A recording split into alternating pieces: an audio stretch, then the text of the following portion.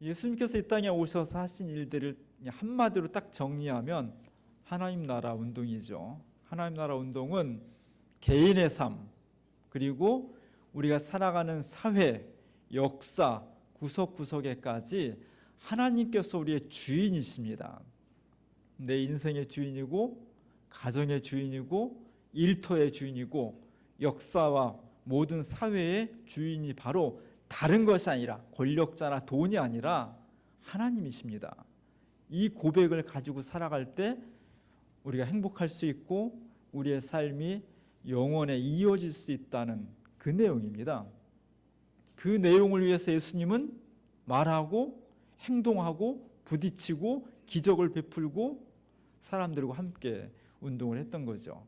이 하나님 나라 선교의 성격이 혼자 살아가는 것이 아니라 더불어 살아가는 것이었어요. 그래서 복음은 태생적으로 공동체입니다.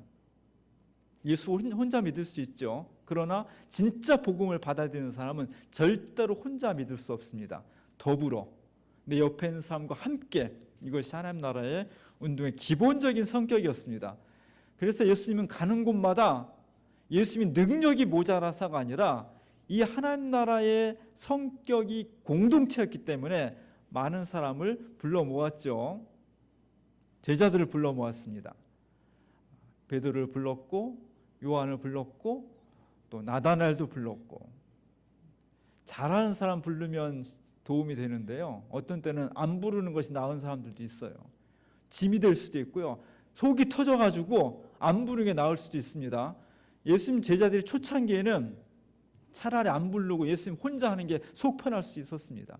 그럼에도 불구하고 예수님이 제자들이 끊임없이 불러 모아서 답답하고 힘들지만 그 걸음을 했던 것은, 복음은 기본적으로 나 혼자 하는 것이 아니라 더불어 함께 우리가 같이, 이것이 복음의 운동이었기 때문입니다. 그래서 복음서에는 제자들을 부르는 장면이 굉장히 많이 나와 있습니다. 오늘 본문에서도 세간에 앉아있는 세리 마태를 부르는 장면입니다. 제가 제일 좋아하는 그림 중에 하나가 카라바초가 마태를 부르는 장면이에요. 햇빛이 창문으로 쏟아져 들어오는데 세간에 앉아있는 여러 세리 중에서 마태를 지목해서 부르는 겁니다. 나를 따라오너라. 너를 지금 만들고 있는 직업, 가정, 너의 계획, 꿈 다 접고 지금 이 순간 내가 너를 부르니 따라와라. 제 예수님의 손가락이 다 나를 향하고 있다고. 저 그림에는 마태를 향하고 있다고 그려져 있지만 그림을 보는 사람들은 다 저 손가락이 나를 향하고 있구나, 나를 지금 부르고 있구나, 이 고백이 오늘 우리를 여기 모이게 한 것이고, 우리로 하여금 그냥 인생을 사는 것이 아니라 하늘의 거룩한 소명을 가지고 우리가 사는 사람들이다, 이 고백이 가능하게 되는 것입니다. 오늘 본문에서는 이런 세리 마태를 부르신 다음에 마타의 집에서 함께 식사를 하는 장면이 기록이 되어 있습니다. 그 식사 장면은 예수님께서 여러 사람들과 함께 어울리셨다는 거죠. 우리 지금도 식사라는 것은 그냥 단순히 배고픈 배를 채우는 것이 아니죠. 식사를 함께 합시다 하는 것은 내가 너와 함께 교제를 나누고 싶다는 겁니다. 내가 좋아하고 신나고 행복한 사람과 식사를 하면요, 그냥 콩나물국 하나 먹어도 너무너무 행복한 식사가 될 수 있죠. 마음에 부담이 되고 나를 막 싫어하고 내가 막 피하고 싶은 그런 사람과 식사하면요, 10만 원짜리 식사를 해도 먹다 체하는 거예요. 식사는 분위기가 대단히 중요한 것이고, 그 식사 속에 서로 교류하고 관계를 증진시키고 깊게 할 수 있는 그런 계기가 마련되어 있는 것입니다. 예수님은 식사를 대단히 좋아하셨습니다. 그래서 그 사람이 누구와 식사를 하냐가 대단히 중요합니다. 어떤 사람과 어울려서 식사 공동체를 가지고 있느냐가 그 사람의 지향점, 그 사람의 성격, 그 사람이 무엇을 하고 싶은지를 어느 정도 파악할 수가 있는 거죠. 오늘 예수님께서 사람들과 식사를 나눴다는 겁니다. 본문에 보니까. 근데 특이한 점은 식사 자리에 초대한 사람 중에 많은 사람들이 세리와 죄인들이었다는 거죠. 왜냐하면 지금 식사하는 이 집은 세리 마태의 집이었으니까.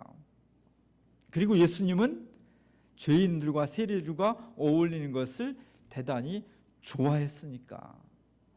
그래서 예수님을 따라다니면서 늘 감시하면서 저 사람의 꼬투리가 뭔가를 잡을지를 늘 눈에 불을 켜고 쳐다보고 있던 바리새인들이 이 장면을 놓치지 않은 거죠. 제자들한테 항의합니다. 당신 선생님은 왜 하필이면 수많은 사람 중에서 저렇게 죄인이고 세리고 사람들한테 욕먹는 사람들하고 어울리길 좋아합니까? 그것이 당신의 스승이 예수님이 죄인이라는, 잘못됐다는 증거 아닙니까? 이렇게 비난을 하게 된 겁니다. 거기에 대해서 오늘 12절에 예수님께서 정말 유명한 두고두고 남을 명문장으로 대답을 하셨습니다. 다 같이 한번 읽어볼게요. 건강한 자에게는 의사가 쓸데없고 병든 자에게야 쓸데있느니라. 세상 사람이 좋아하는 멋지고 아름답고 별로 흠이 없는 A급 사람들하고 나는 어울리려고 온 거야. 그랬다면 우리 참 절망적이에요. 우리 그렇지 못하니까.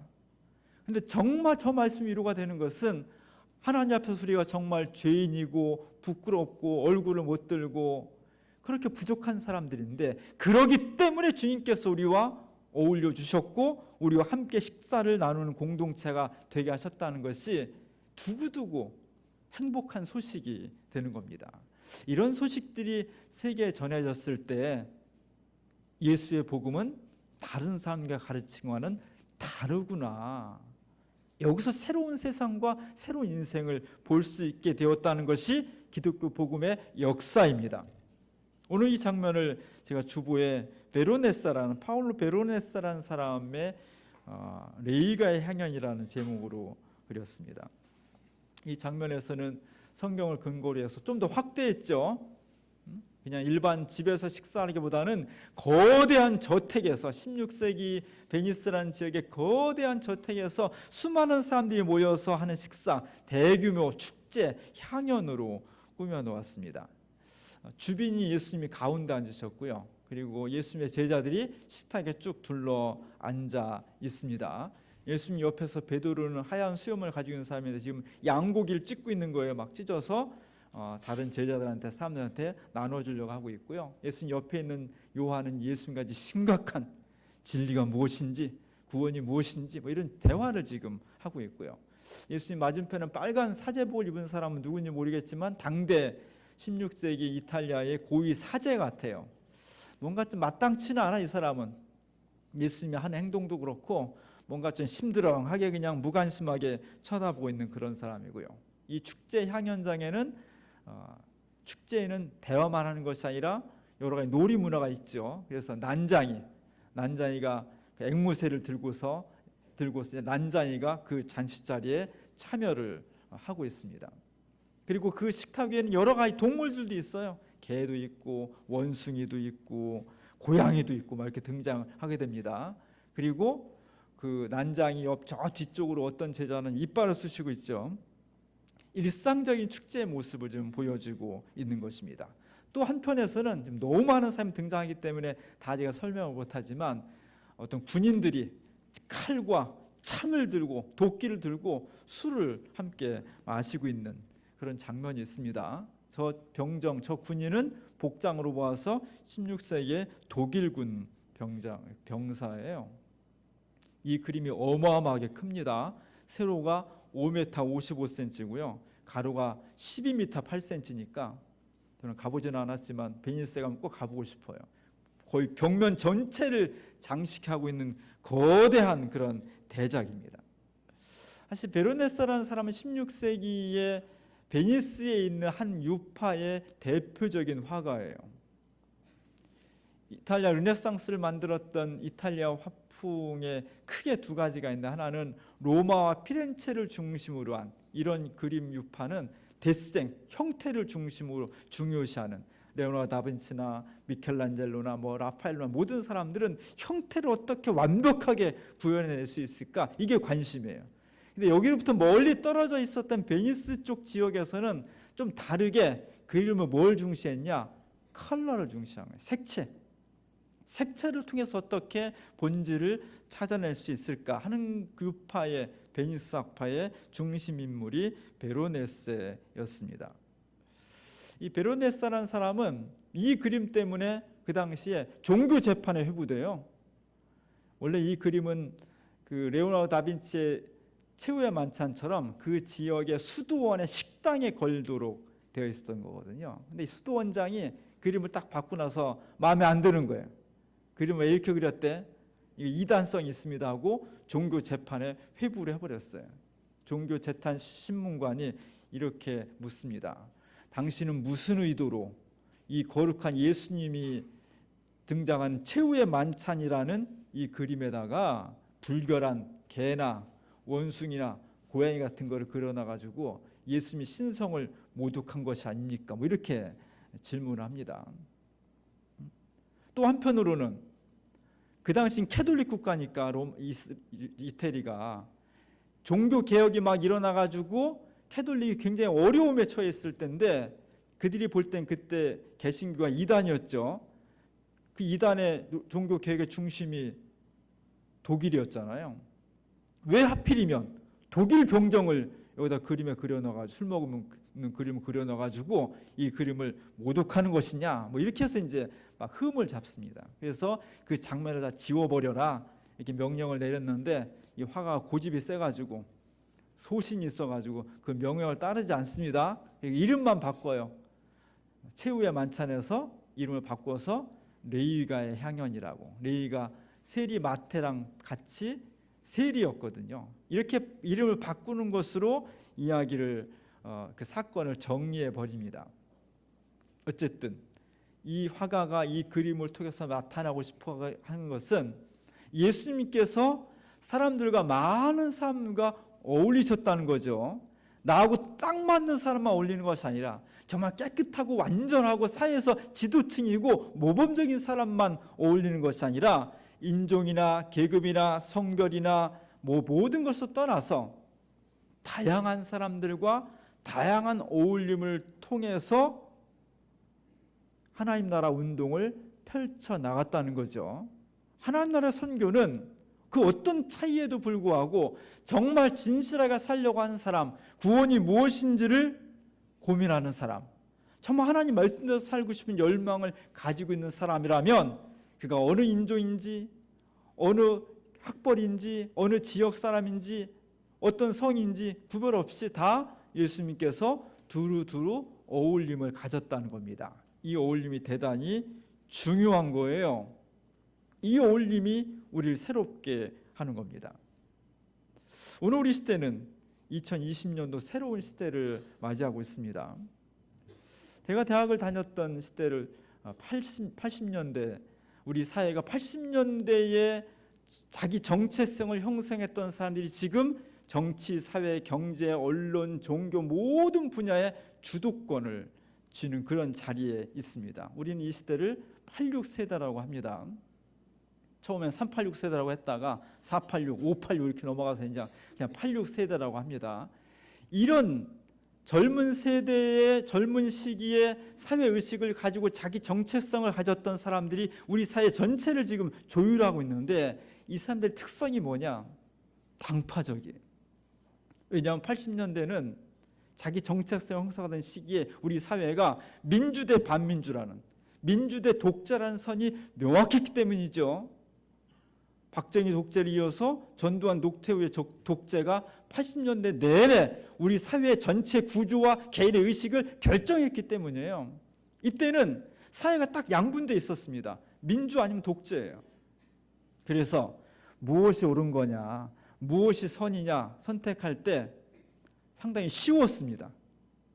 그때는 정부, 여당, 관리, KBS가 말하는 것을 안 믿으면 돼요.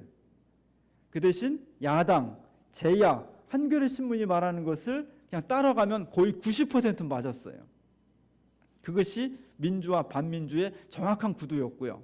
거기서 의식을 형성했던 사람들은 의식적으로 반독재, 민주화, 그리고 야당의 소리, 언론의 소리, 가난한 사람들, 사회적 소외자 뭐 이런 사람들 쪽으로 자기 입장을 가지면 거의 맞았습니다. 이것이 당파성이에요. 한쪽에 모든 무게 중심을 두는 것. 80년대는 이것이 아름다웠던 시대였습니다. 그것이 유효한 시대였고요, 의미 있는 시대였습니다. 그리고 우리는 40년이 지나 40년 한 세대가 훌쩍 지나버린 거예요. 2020년 오늘까지 이 구도가 계속 유지됐느냐? 그렇지 않았습니다. 우리는 87, 우리 교회가 열심히 참여한 87 민주항쟁을 통해서 새로운 역사를 만들었고 그 사이에 민주정권을 수립했습니다. 이제는 제야, 야당 이런 사람들이 비판만 하는 시대가 아니라 권력과 권한을 쥐은 책임적인 운영의 주체로 서는 경험을 몇 번을 한 거예요. 그러면서 민주 대 반민주의 구도가 허물어진 거죠. 이 다양한 시대, 전선이 불명확한 시대, 당파성이 흐려진 시대에 우리 사회는 뭘 가지고 있어야 되냐? 다양성을 가져야 돼. 제가 볼 때 지금 우리 시대에 정말 중요한 문제는 사회는 변했는데 3, 40년 동안에 여러 가지 사회 근본적인 변화가 있었음에도 불구하고 지금 우리 사회 곳곳에서 지도적인 위치에 있는 사람들의 많은 사람들이 80년대의 당파적인 생각으로부터 벗어나지 않고 있기 때문이에요. 자기의 생각과 이념과 맞는 사람들하고만 계속 어울리는 거예요. 이러면 사회가 왜곡되어져 버리는 겁니다. 오늘날 우리 사회는 옛날에는 무력에 의해서 만들어졌던 이 사회 구조가 많이 바뀌어졌지만 그럼에도 불구하고 새로운 양식으로 당파성이 형성이 되고 있습니다. 옛날에는 권력에서 그것이 만들어졌다면 지금은 돈에 의해서 만들어지는 거죠. 그래서 얼마 전에 끝난 스카이캐슬이라는 그런 드라마에서 소위 강남으로 대표되는 돈과 학벌로 이루어진 그 사람들이 캐슬을 쌓는 거예요. 성을 딱 쌓아가지고 자기들끼리만 모든 것을 교류하고 자기들끼리만 권력과 정보를 공유함으로써 그 외에 많은 사람들이 이 성에 감히 어울리지 못하게 하는 그런 사회 구조를 우리가 가지고 있는 겁니다. 예수님은 어땠을까? 예수님은 정말 감사하게도 당파적이지 않았습니다. 그래서 수많은 사람들을 어떤 구별 없이 자기의 품으로 자기의 연관된 구조 속으로 모아낼 수가 있었던 거죠. 그래서 예수님 제자들 중에는 물론 12명으로 대표가 되지만 꼭 12명만 있었던 건 아닙니다. 수많은 제자들이 있었는데 거기에는 어부도 있었고요. 거기에는 세리 같은 사람도 있었고 군인도 있었고 공무원도 있었고 죄인도 있었고 수많은 사람들이 함께 신분과 돈과 지위와 관계없이 예수를 따른다는 결단 하나로 그곳에 모일 수가 있었던 것입니다. 예수님은 당파적이지 않았고 예수님은 모든 문호를 열어놓으면서 사람들과 어울리기를 좋아하셨습니다. 그렇기 때문에 우리가 오늘 예수 믿는 사람이 될 수 있었던 거예요. 만약에 예수님이 오직 엘리트 계층 사람들만 올렸다면, 반대로 오직 죄인들만 올렸다면 우리는 오늘 예수님의 제자가 되지 않았을 수도 있습니다. 예수님은 고급인 사람도 있고 아주 가난한 사람도 있고 아주 엘리트도 있고 아주 죄인도 있고 아주 착한 사람도 있고 아주 악한 사람도 있는 거예요. 그 모든 사람들 다 열어놓고 두루두루 어울리셨어요. 예수님이 당파적이지 않았기 때문에 오늘 우리가 예수님의 사람들이 될 수 있었던 겁니다. 그래서 우리는 기본적으로 어울림에 빚진 사람들이에요.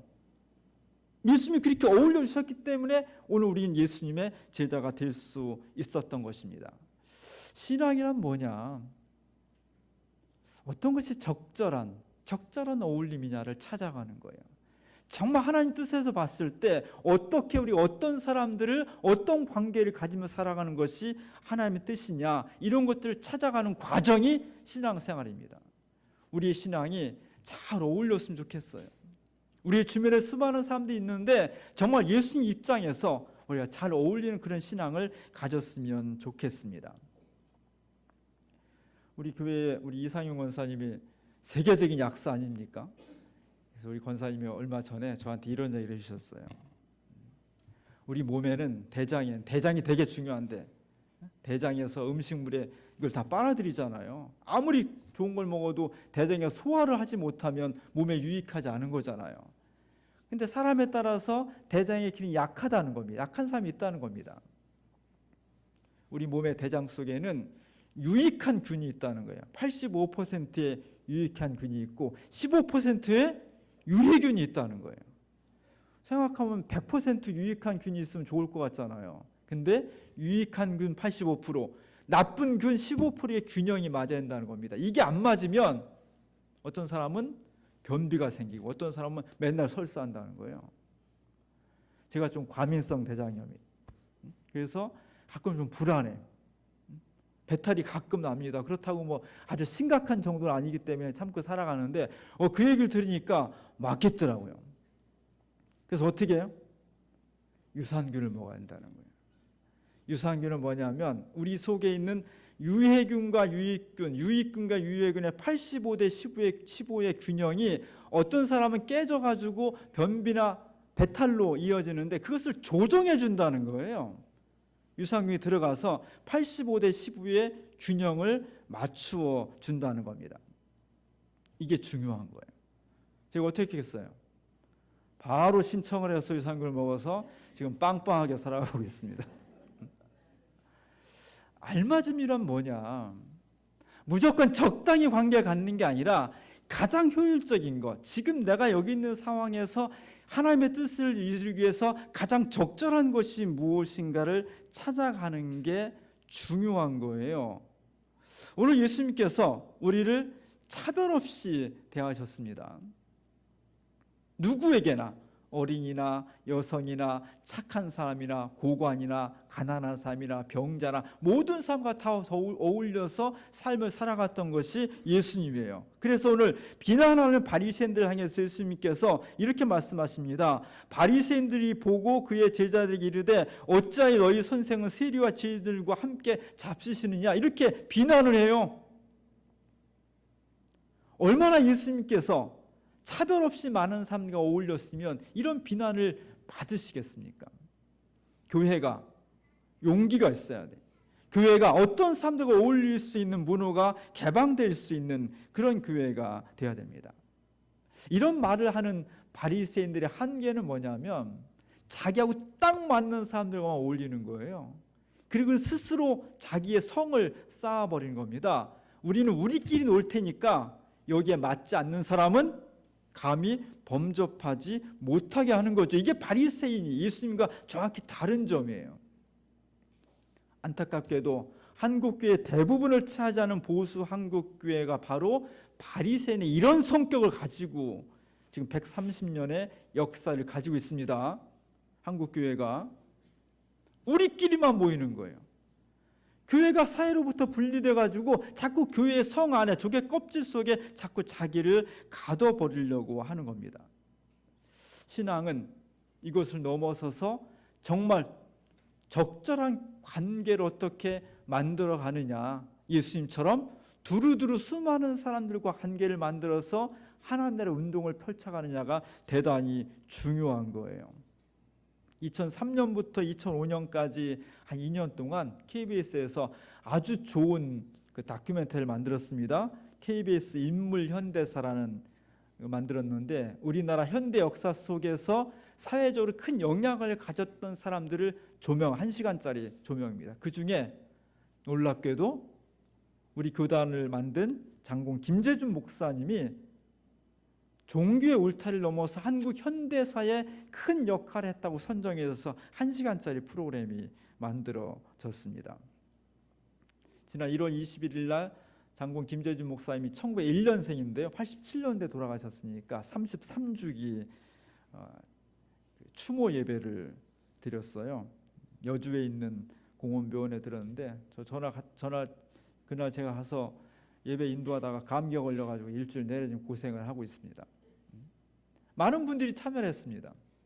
그 중에서도 우리 장군 기념사업회 김상곤 목사님을 비롯해서 여러 목사님들이 참여를 해서 87년에 돌아가신 한국 현대사의 굴곡을 몸으로 겪으면서 목사이면서 신학자이지만 단지 그것에 갇히지 않고 수많은 사람들과 교류하면서 한국 사회를 하나님 뜻으로 채우려 했던 그분의 삶, 그분의 정신, 신앙을 다시 한번 되새기는 그런 자리를 가졌습니다.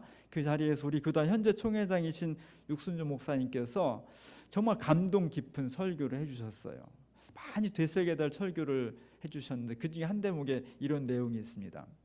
사실 우리나라는 장로교가 세잖아요. 장로교가 주를 형성하고 있는데 그 장로교는 크게 예장과 기장으로 나눠집니다. 그 대부분이 예장이에요. 그 예장 중에서 가장 보수적인 교단이 합동 측이고요. 중간이 통합 측이에요. 합동 측의 신학적인 대표인 신학자가 박형룡 목사님이라는 분이고 기장 쪽에 가장 진보적인 기장교단의 대표가 김재준 목사님. 이 두 분이 신학적인 논쟁을 굉장히 많이 했습니다. 합동 측에 있는 어떤 목사님이 이런 글을 썼다는 거예요. 자기가 봤을 때 신학적으로는 박형룡 목사님이 김재준 목사님보다 좀 더 나아 보인다. 그 입장에서 봤을 때 우리가 볼 때는 전혀 안 그렇죠. 이 합동측 목사님이 쓰신 글이니까. 그런데 김재준 목사는 사람들을 많이 키워냈다. 사람들을 많이 키워내가지고 그 사람들이 한국 현대사에 큰 영향을 끼쳤다. 이제 우리도 합동측도 우리도 사람을 많이 찾아서 발굴해서 키워내야 된다. 뭐 이런 얘기를 했다는 겁니다. 이게 왜 가능했을까? 한국 현대사를 평가할 때 김재준 목사님을 소개하면서 이런 명칭을 부릅니다. 김재준 목사님과 한신그룹이라는 기장 한신그룹이라는 명칭을 붙여요. 거기에 문익환, 문동환, 안병무, 강원용, 한국 60년대, 70년대, 80년대 한국 현대사를 주름 잡았던 수많은 인물들이 저 시골 함경도에서 교사하던 김재준 목사님을 통해서 우리 땅에 발굴이 된 거예요. 이게 어떻게 가능했냐? 김재준 목사님은 목사이고 신학자이지만 교회라는 울타리에 갇히지 않고 두루두루 수많은 사람들과 교류하고 함께 고민과 생각을 나누면서 그 사람들을 발굴해서 새로운 인물로 조각해낸 겁니다. 이 어울림이 한국 교회를 새롭게 하는 단초가 되었고 한국 현대사를 새롭게 만드는 중요한 역사가 있었던 겁니다. 주님이 우리에게 오셨습니다.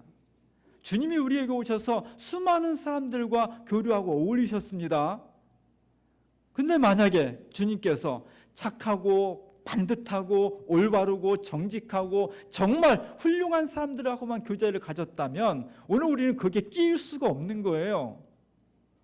정말 다행스럽게도 주님은 모자란 사람, 부족한 사람, 병 있는 사람, 죄인으로 규정되는 사람, 소외된 사람, 가난한 사람 이런 사람들하고도 격이 없이 어울렸어요. 그 결과가 오늘 우리가 예수님의 제자가 될 수 있었던 겁니다. 그래서 우리는 모두가 다 예수로부터 어울림에 빚진 사람들이에요. 이제 우리는 어떻게 해야 되느냐? 좀 더 넓은 문을 가지고 예수 안 믿는 사람하고도 부족한 사람하고도 같이 어울리면서 예수 공동체를 나눌 수 있을 때 진정한 예수님의 제자가 될 수 있는 것입니다. 오늘 주님께서 우리에게 어울려 주셨습니다. 우리도 나아가서 사회로부터 소외된 사람들, 좀 부족한 사람들, 잘 맞지 않지만 나하고 딱 맞지 않지만 그럼에도 불구하고 진실성을 가지고 있는 사람들과 두루두루 적절한 어울림을 통해서 하나님 나라의 본질을 회복하고 이 세상을 주님의 뜻으로 채워나갈 수 있는 그런 교회, 그런 교인들이 필요한 겁니다. 우리 주민교회가 이 주의 뜻을 받들어서 어울림에 빚진 사람들로서 세상과 잘 어울려서 그리스도의 뜻을 실현해 나갈 수 있는 그런 교회가 될 수 있기를 주님의 이름으로 간절히 축원합니다. 기도하겠습니다. 은혜로우신 하나님, 주님께서 우리에게 오셔서 어울려 주셨습니다. 우리는 주님의 잔치자리에 들어갈 자격이 없는 사람들이지만 우리 주님께서 높고 멋있는 사람들뿐만 아니라 낮고 천하고 죄 있는 사람들과도 함께 어울려 주셨습니다. 저희들 그 주님 뜻 받들어서 세상으로 나아가 어렵고 힘든 사람들, 나하고 딱 맞지 않지만 그럼에도 불구하고 그리스도의 뜻을 받들어 어울림으로써 이 세상을, 이 사회를, 우리 자신을 주의 뜻으로 채워나갈 수 있는 주님의 제자들 되게 하옵소서. 예수님의 이름으로 간절히 기도합니다.